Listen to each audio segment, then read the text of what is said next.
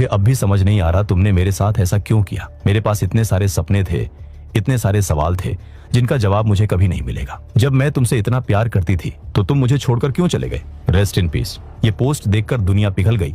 सभी लोग सिया के लिए हमदर्दी दिखा रहे थे, लेकिन केतन के पिता विशाल अग्रवाल को कहीं ना कहीं कहानी में कुछ गड़बड़ लग रही थी।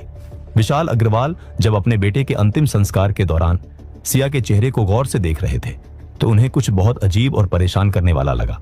सिया के चेहरे पर चीखने चिल्लाने का नाटक तो पूरा था, लेकिन उसकी आंखों में एक भी असली आंसू नहीं था। वहां सिर्फ बनावटीपन दिखाई दे रहा था। 22 जून 2026। अंतिम संस्कार के ठीक 4 दिन बाद सिया अग्रवाल परिवार के घर आई।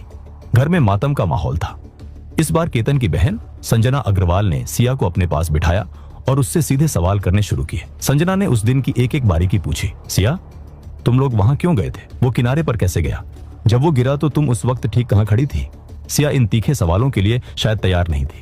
उसके जवाब गोलमोल थे। वो बार बार अपनी ही बातों में फंस रही थी और अपनी कहानी बदल रही थी।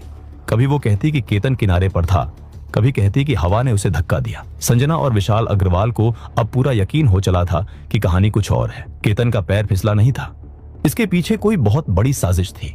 परिवार ने जब अपने दिमाग के घोड़े दौड़ाए और पुरानी कड़ियों को जोड़ना शुरू किया तो उन्हें याद आया कि कुछ ही दिन पहले जून के ही महीने में केतन और सिया का बाली इंडोनेशिया में एक शानदार प्री वेडिंग शूट तय हुआ था। केतन, सिया, केतन की बहन संजना और सिया का भाई, चारों लोग मुंबई के छत्रपति शिवाजी महाराज इंटरनेशनल एयरपोर्ट के लिए निकले थे। सफर को आसान बनाने के लिए सभी के पासपोर्ट एक ही कॉमन पाउच में रखे गए थे। रास्ते में लोनावला के एक फूड मॉल पर वो लोग कुछ देर के लिए रुके। तभी सिया अचानक ये बोलकर अकेले कार की तरफ गई कि वो अपना मोबाइल फोन कार में भूल गई है।